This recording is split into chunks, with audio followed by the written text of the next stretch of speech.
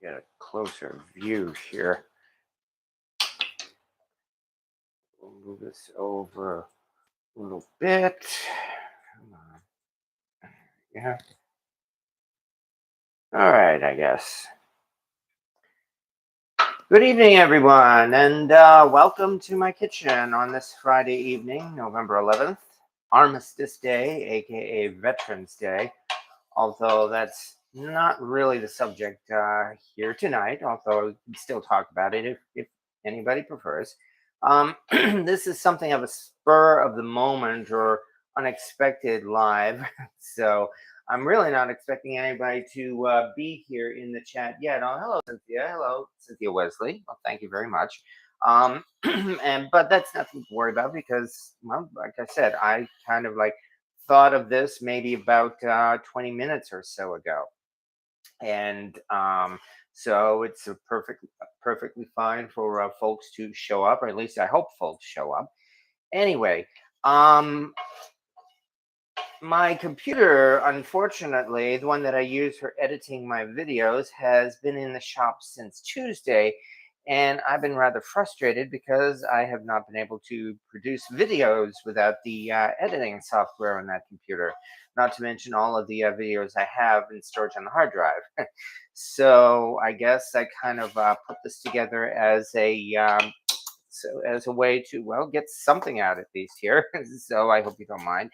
Anyway, I'll describe the subject of this video. You could read the comments. Not comments. You could read the description, but at the same time, let me get started, and then I will talk a little bit more about this. What I have here is about a quarter cup of lard melted in this pot, melted in this nice large 12-inch cast iron skillet, and I'm getting this nice and hot. And meanwhile, we also have here are some turkey giblets, those lovely leftovers from the turkey that nobody seems to know what to do with. A lot of folks, what I'm going to be doing here is a lot of folks use these to make gravy. Some of them just stick it in the pan with the turkey to roast and add some extra flavor. Some of them just give them to their dogs and pets. But I like the idea really of using the giblets to flavor the turkey. Let me make sure that this is good and hot.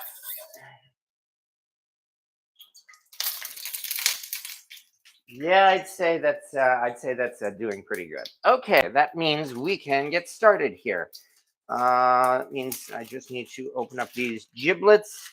Yeah, this giblet bag is so attractive.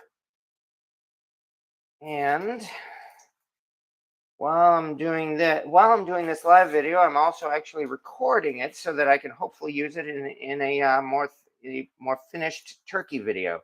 Anyway, here we go. One, here's two. The heart, liver, kidneys. No, this is the heart actually.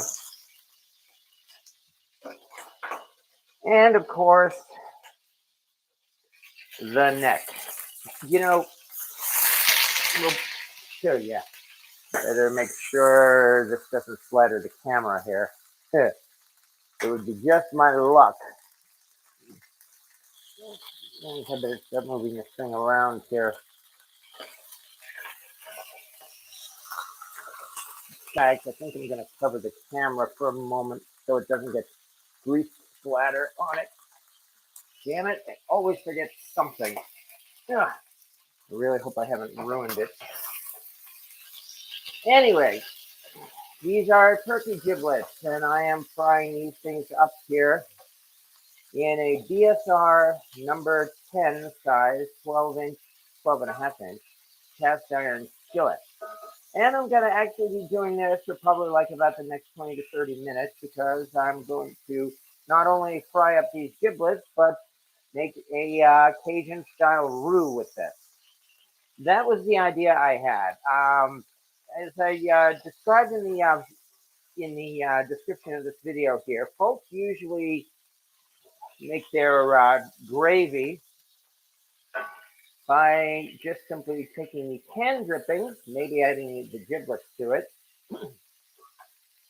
add in a little flour, some broth, and stir it around to make gravy. And there's certainly nothing wrong with that. You get a good gravy from that. But I had a thought, and that's dangerous in itself right there.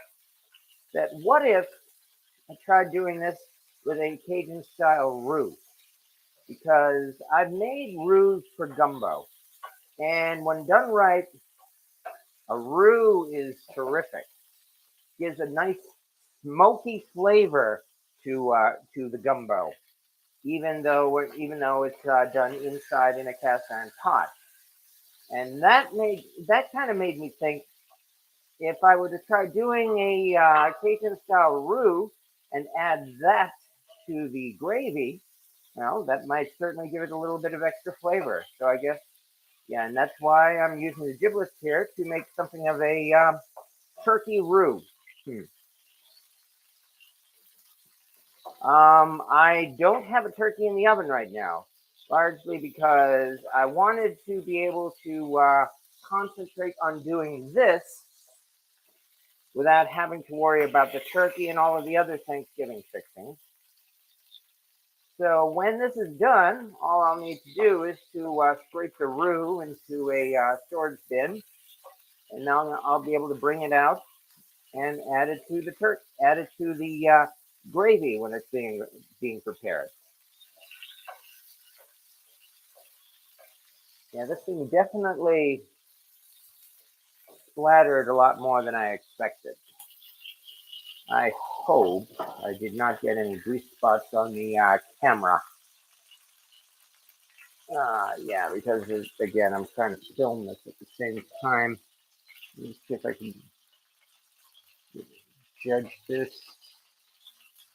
Yep, I think I did. I think I got grease on the camera lens. What a surprise.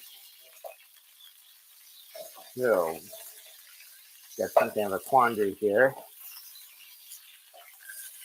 because obviously I can't stop cooking it. Oh well. I guess I will just have to live with it, unfortunately. Actually, I need to move it over a little bit.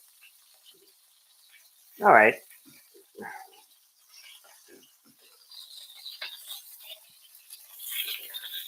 Anyway, now that we've gotten this out of the way here, I'm actually, as I said, I'm going to be stirring these things around probably until these things are more than well done. You know, they'll probably, I hope I don't burn them, but of course that's the whole idea of making a roux. You keep stirring it, especially so that you don't burn it. Unfortunately, this pan is something of a spinner, so I'm definitely going to have to keep an eye on this as well. Anyway. Oh, hi, I've got people here. Thank you very much, everybody, for showing up. Cynthia Wesley, Rick Stumbow, Mike M., John Agan, 4Jim44. Hi, hello, everybody. Well, thank you very much. Thank you for taking the time to drop by. I'm not forcing anybody to stay.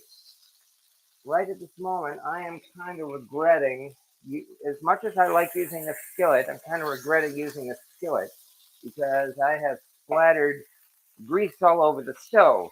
Next time I do this, definitely going to have to do it in a Dutch oven. But then again, I think this is a part of making a roux that most people, that your typical, I guess, Cajun or whoever, well, they don't do it this way. So in fact, especially since this is something of an experiment, let me see if I can do this without ruining things. There we go. Spread this out. That way, you know, I expose more meat to the grease.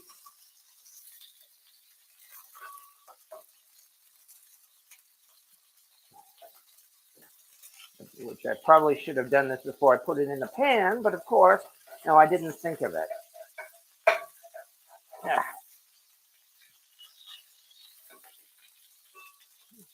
Yeah, because I did actually try looking up something about a turkey roux done in this style on Google, and strangely enough, I really didn't see much about this. Funny, I mean, especially since I've had, if someone like me has had some pretty good success in doing a roux for gumbo, you'd think people would be using a roux for other things. As again, I like the smoky flavor of the roux, which is why I want to add this to a. I don't want to do it that way. I want to add this to a gravy. All right, so we got that. Now add in a little bit more lard, and then once this is all melted, in comes the flour, and then we really get to work on the roux. Those of you who know what a Cajun roux is like know that this is, I don't know if you could call it tedious. Yeah, you could probably call it tedious. In that once you start stirring the roux, you can't stop. You have to keep at it for probably at least 15 to 20 minutes until you get yourself until the roux itself changes to a chocolate roux or a dark roux or a black roux or whatever you want to call it. And you want to do it so that it is just shy of burning. Obviously, you don't want to burn it,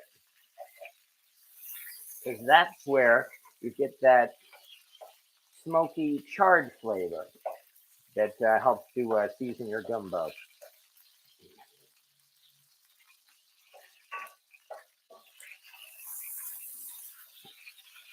And as I said, I think I'm going to keep these little bits in the pan for as long as possible. Here comes the flour. Use maybe half of that. One thing I know, and it's been said many times, the golden rule of doing a roux is equal amounts of flour and fat. That's actually not 100% true. I've seen roux done with different ratios, and I've actually had my best luck doing a roux in the manner that I am doing right now. What I actually have here is half a cup of lard, and I am mixing in a full cup of flour. So that's definitely not equal measures. But I think the consistency of the lard kind of makes up for the fact that I'm not using a cup of oil in this particular roux here. Of course, I wonder if the juices or liquids from these turkey bits may affect the roux. On the other hand, that's kind of what I'm hoping, because I wanted to give additional flavor. There we go. And with that, we just simply start stirring and stirring and stirring. Because if we stop stirring, the roux can burn, and that's not good. It starts out, of course, with a white roux, which is where we have to cook the flour. But over time, I think I better flip this. As we keep on moving this around in this hot pan, this roux will start to darken. And that's where the magic happens, I hope. Wondering if I'm going to end up getting rid of these pieces prematurely. Well, like I said, we'll find out. I am no expert at doing this. I have done it a few times, and as I said, I've liked the results. That's why I want to try duplicating those results here. But any comments, if anybody has had more experience than me, which is not difficult, at preparing a Cajun roux, well, if you'd like to post on the comments of this video, or even if you're here in the live chat, please feel free. All right, what do we have here? Got my turkey today, Debbie. Well, congratulations. And yeah, that means, of course, we start slowly thawing it out. But we still have plenty of time yet. I mean, we have almost 2 weeks. So there's plenty of time. It takes, I mean, for a nice big turkey, and these days they usually sell turkeys in the range of like about 15 to 20 pounds or so. I mean, I find it's actually difficult to find a turkey of a smaller size than that. It usually takes about 4 to 5 days in the fridge to thaw out a turkey. But as I said, we still have plenty of time. The very first time I cooked my own turkey, I invited my parents over to share the experience.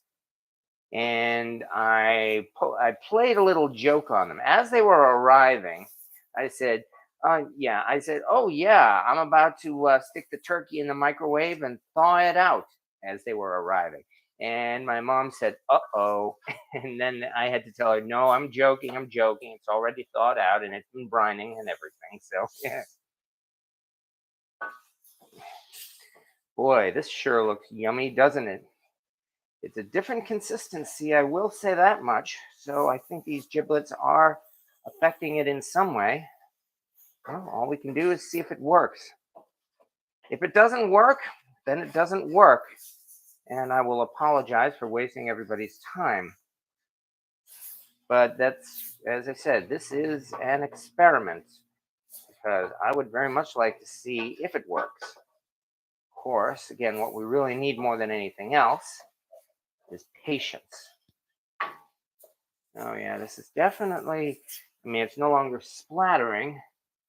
We do have a couple of grease spots on the lens of the camera, and I'm going to have to clean that up. But all I can really do at this point is wait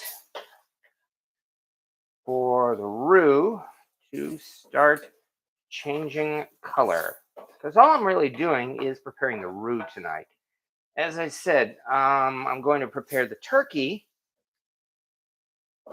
And then when the time comes to use the pan scrapings from the cooked turkey to make the gravy, that's when I will mix in the roux to add flavor. And over in the comments here, more liquid, I think, says for Jim 44.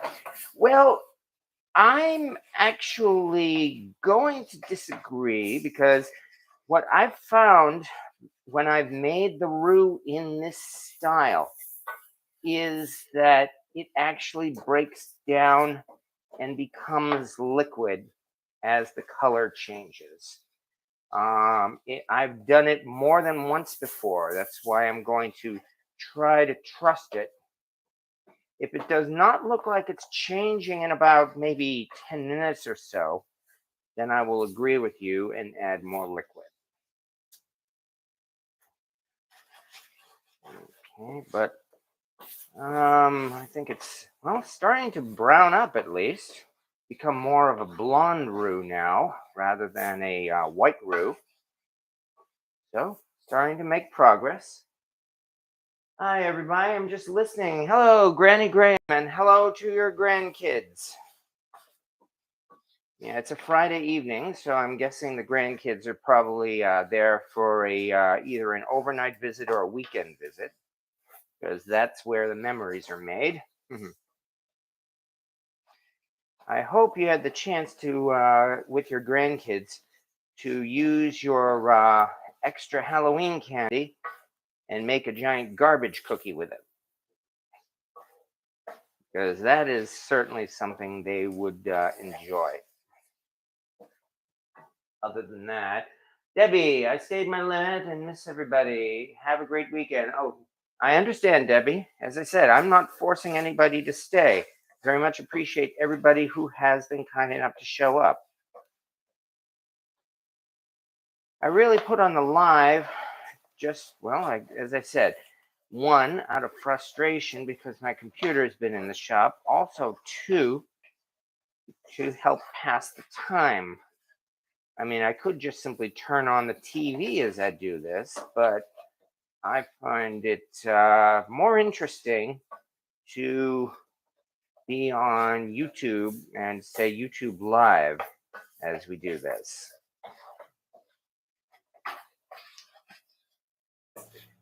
Yeah, the art of stirring a roux, something I have no doubt I am terrible at. As I said, I still feel that this is actually proceeding as expected based on my previous experiences with making a roux. So again, I'm not worried yet that it seems dry right now. Just got to keep it moving. Just keep swimming. Just keep swimming. I think I can probably flip this by now.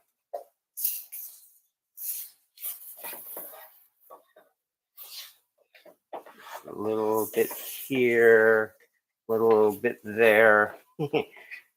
Someone posted on the comments of my live video from 2 days ago, "You talk too much."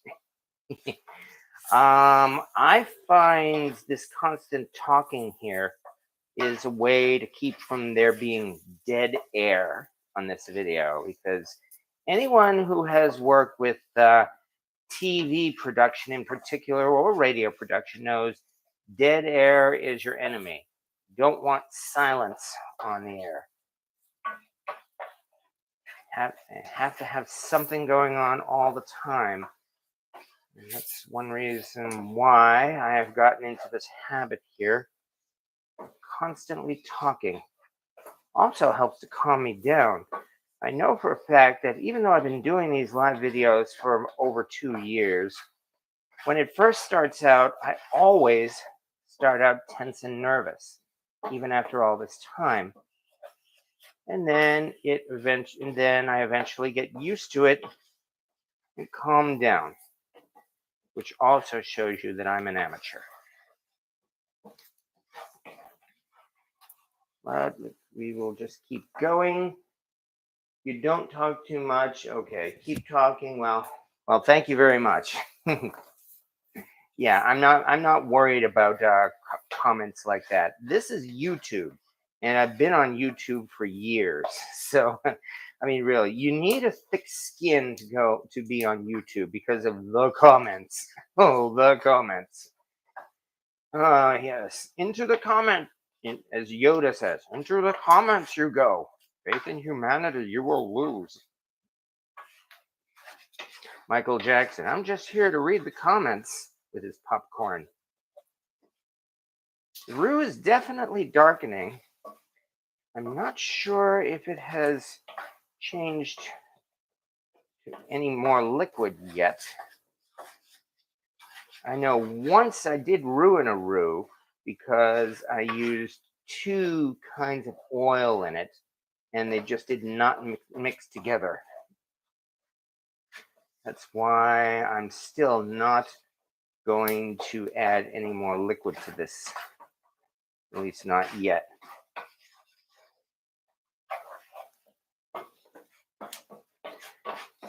I think I mentioned this is a BSR number 10 skillet. In fact, it's a Century series BSR number 10 from the 1970s. I've featured this in a couple of videos, including one where I made the conclusion that it was in fact made especially in the 1970s, and that BSR deliberately made cast iron pans throughout their entire history, all the way up to the 90s, that did not have a Made in USA mark on them. I based that on the clues of this pan. Now, I can't lift up this pan right now, of course. Switching hands here. But on the bottom of this pan is simply a number 10 mark. It does not say NO number 10. It only says 10 on it. You're nuts. Keep installing drops of this. So it only says 10 on this, which might make you think that this is from the earlier century era, from the 1960s. But it has a size number. No, it has an exact size measurement on it of 12 and I think it's 7/16.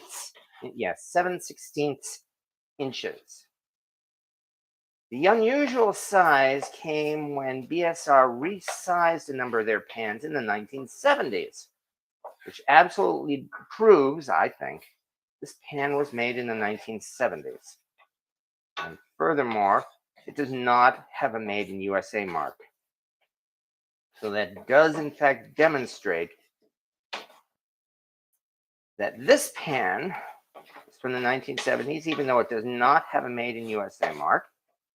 Therefore, it must mean that BSR must have made other pans like that. It also means that I was wrong several years ago when I said there was a law passed requiring manufacturers to put a made in USA mark in their pans. Keep spilling drops of this. So that was definitely incorrect. And I can only apologize for spreading misinformation like that. I will say again that I was wrong with that. And I hope I have been taking whatever steps are possible to correct this. Definitely smoke rising from this. I hope the fire alarm doesn't go off. It's also starting to turn more of a, right now we definitely have more of a brown roux.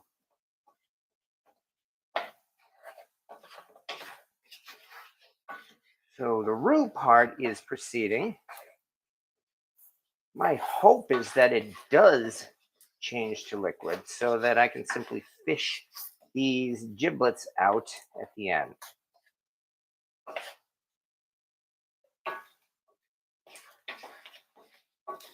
But nonetheless, the roux is definitely making progress here. The important part is, of course, well, try to get every single bit so that it doesn't burn. Just keep swimming, just keep swimming, just keep swimming.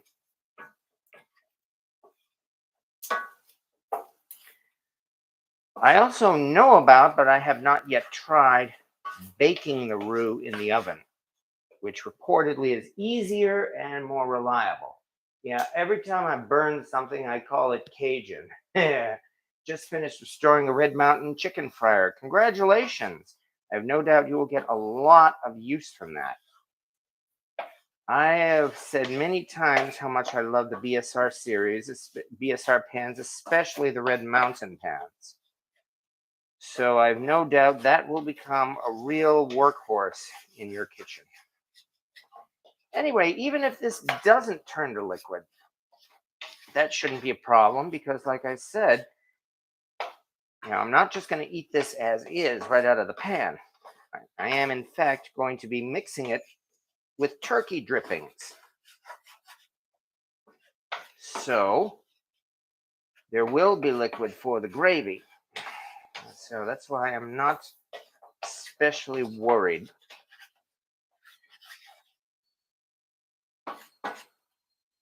However, even as I say this,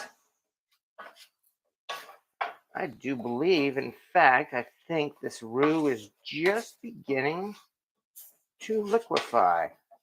I am seeing parts of this roux that are looking, well, less solid. So I think it's working. As I said, just gotta have patience here. But yeah, whenever I burn it, I just call it Cajun. It's like the old story of how mommy always loves the burned cookies. The sacrifices we make for our kids.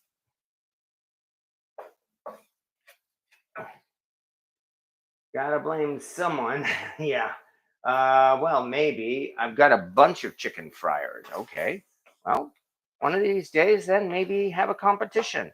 See if there is any real difference. And to be honest, I doubt there will be.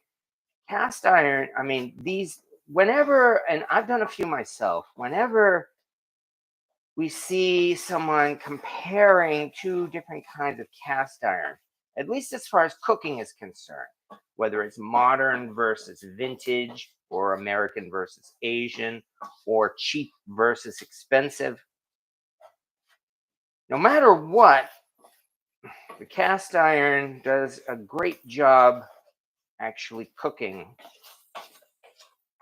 It's the other little differences between the two pans that are usually used as the selling points, such as, say, smooth vintage versus rough modern, or the price tag of a butter pat versus a lodge.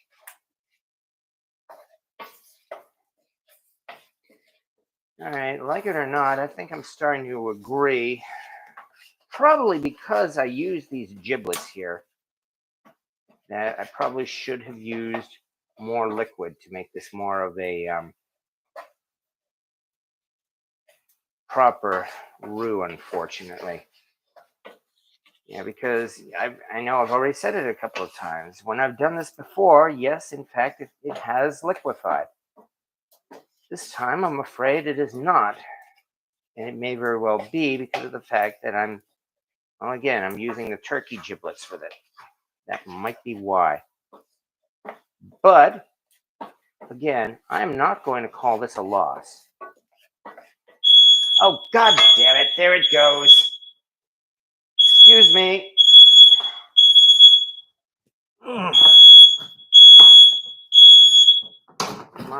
Son of a bitch.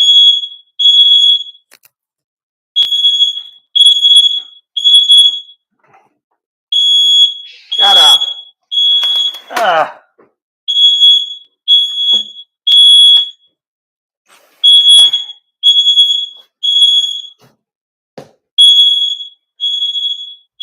Well, this is awkward because even while that thing is going, I've got to keep stirring this roux. And time to turn on the fan. I intentionally did not turn. Oh, yeah, no.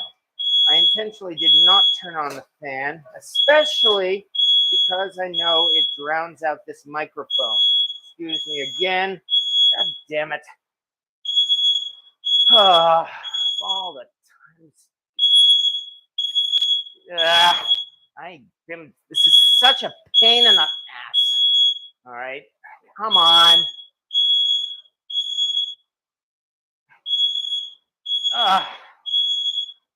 Why am I betting that this may end up ruining the roux because of this?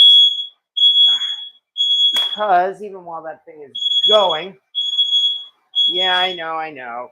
That's why they call this channel Cast Iron Chaos, right? I don't blame you at all for saying that.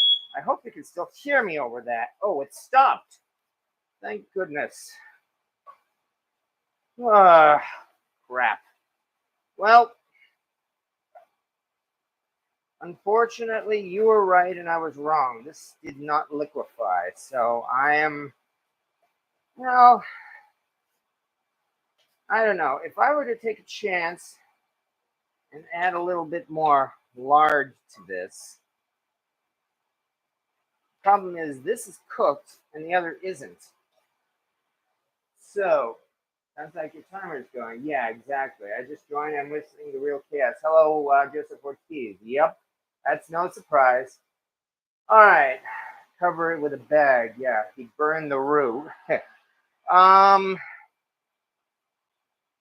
Well, despite the smoke, I'm still going to say no. I'm still saying that the roux itself does not smell like it's burned.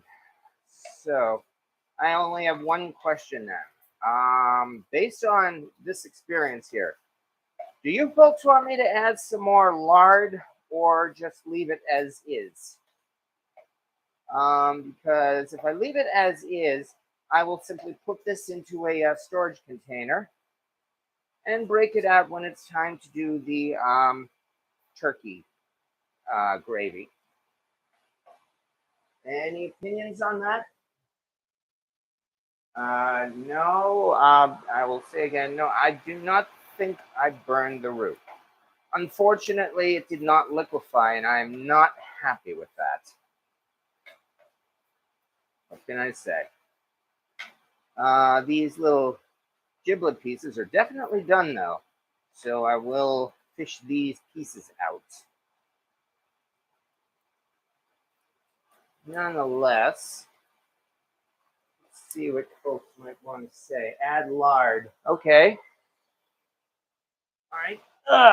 Let's give this a try quickly. It has to be the same kind of oil, though. I've learned that much. Mother. Come on. All right. Yeah, I know. Well, all of this fun here is because I made a wonderful decision. Oh, damn it! Fucking ridiculous piece of. Sorry. Anyway. Yeah. Okay. This is the type of thing you can probably put on Fail Army. I have no doubt about that. Anyway. Let's see if we can salvage this. With, if we can.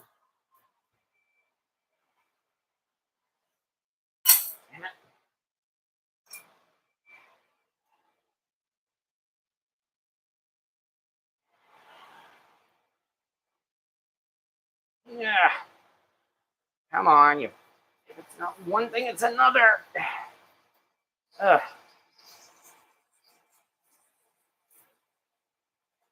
There. Ugh. Okay. Now, what we will do is.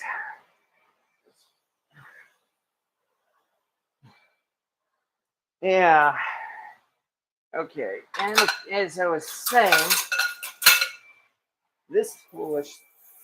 It's because I had the foolish idea of doing a live cooking show. And that, of course, is why most of them don't do that. You know, maybe I don't need all of this lard. I'm going to just reserve that here. Because it does look better now. Probably just a teaspoon or so may have been enough. Because, hey, look at this. Now it's starting to look like what it was supposed to look like. And the good news is the roux does not seem to be coming apart. It's actually blending in. Probably because I used the same kind of oil. Thank you for the suggestion. Because, hey, look at it now. Ah. Let me see if I can get a better view now. There we go. Okay, like I said, you were right and I was wrong. I just did not use enough liquid. Oh, God damn it! You stupid son of a. Ugh.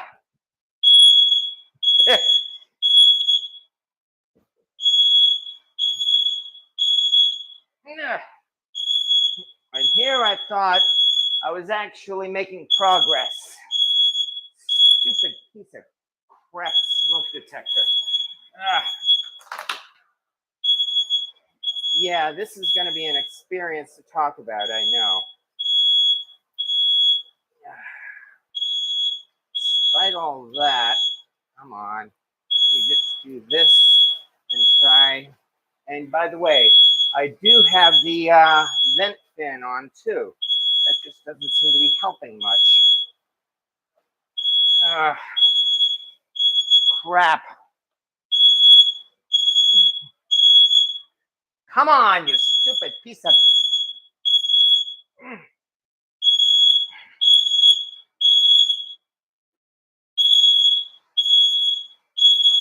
Worthless.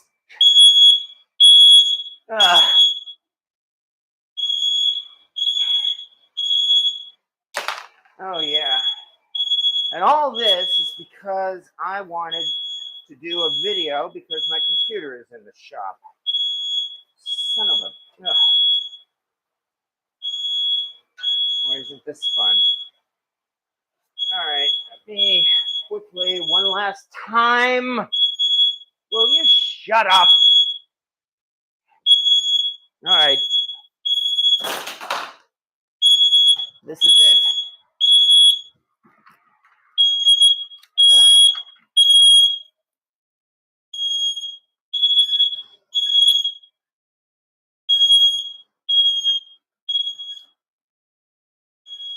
There. All right. Good grief. Okay.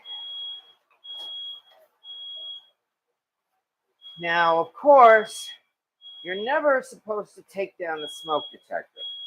So, no, I did not do that. You hear me, folks? I did not take down the smoke detector. All right. Nonetheless, I think this is about done anyway because, I mean, these giblet pieces are definitely done. Let me start fishing these out as I wanted to do. Despite all this, thanks to your suggestion of adding more lard, I'd have to say that this may very well have been salvaged because, again, what I'm going to do is add this to the turkey drippings, the pan drippings, when the turkey is done. In fact, I'm going to turn off the heat now because we're probably about as good as we can get there.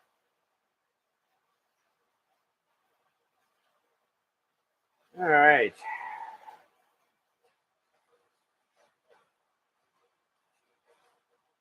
This lovely, disgusting mess is going to be the base of a gravy. Oh, yeah. I can only imagine the comments. It's like, oh, yeah, I'm just looking forward to your gravy. And I don't blame you one bit. Okay, the heat is turned off, so this will be cooling off.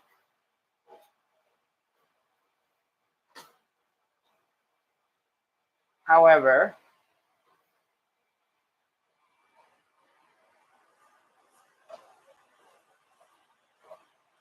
I will still say, despite all this, it's not burned. I'd have to say it actually somehow managed to become a proper roux. One more little piece here. And on the other hand, I'm glad I did this now. Oh, damn, that's hot. Oh, wow. Yeah, oil burn. Anyway, I'm glad I did this now rather than while the turkey was cooking and Thanksgiving stuff is being prepared. If you think this is chaos now, this is nothing. I did say this live video would last about maybe 45 minutes, and I'd say that's probably where we are right now. Because, well, at least we've accomplished what I wanted to accomplish. Then from here, well, the next step will be, of course, preparing the turkey. All right. Again, please feel free to comment on this, or what do they usually say?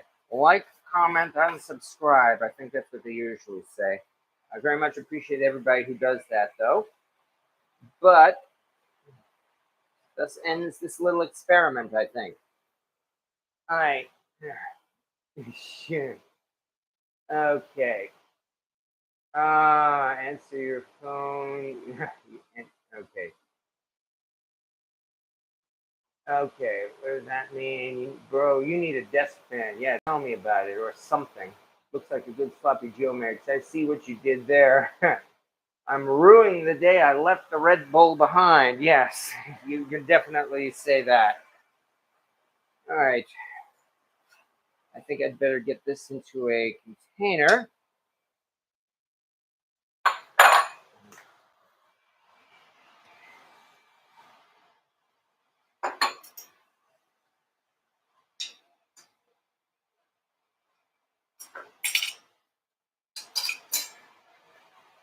Oh yeah, I can only imagine. It's like, yeah, you want some good examples of how not to cook in cast iron? Here's the channel to go to.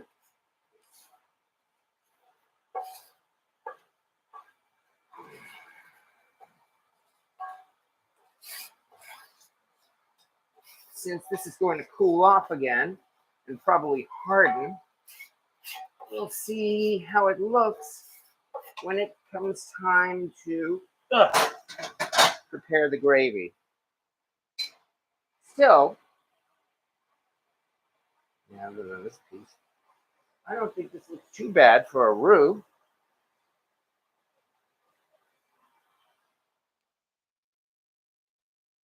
And no, as I said, I just sniffed it right now.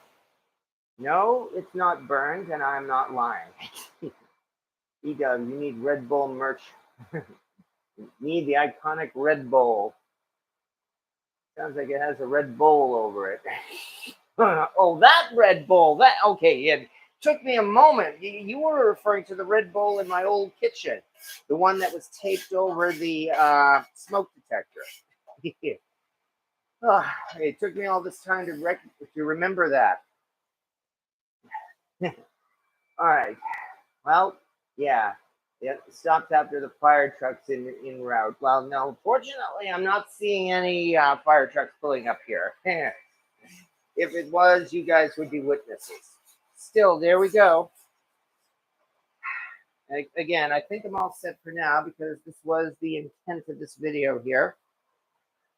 To prepare a roux. Here we are. So, coming up, once I get my computer back, I intend to finish the turkey video along with a couple of other shorts I'd planned on. And now I can turn this fan off. And hopefully folks can hear me again. Don't smell like smoke. Rolling. Yeah. Of course, I think my little experience here tonight that you were kind enough to share with me is probably fairly typical for preparing a roux. At least I hope it is. And having said that, though, I think we will bow out for the evening because it is a Friday evening. I know folks have things to do. And I can only thank everybody for taking time. Yeah, glad I stumbled on this. Yeah, very entertaining. Yeah, that. Thank you for your polite words here. Very entertaining. we will leave it at that. So, okay. And besides, once this all cools down, I have to clean up my mess anyway. So, all right. Well, thank you once again for showing up, folks. Feel free to comment on the once this actually goes onto my channel. Thank you, everybody. And actually, you folks, your comments here really, I say this every time, but I mean it. This helps to make this a lot of fun. So thank you once again, and I will catch you all later. Have a good evening, folks.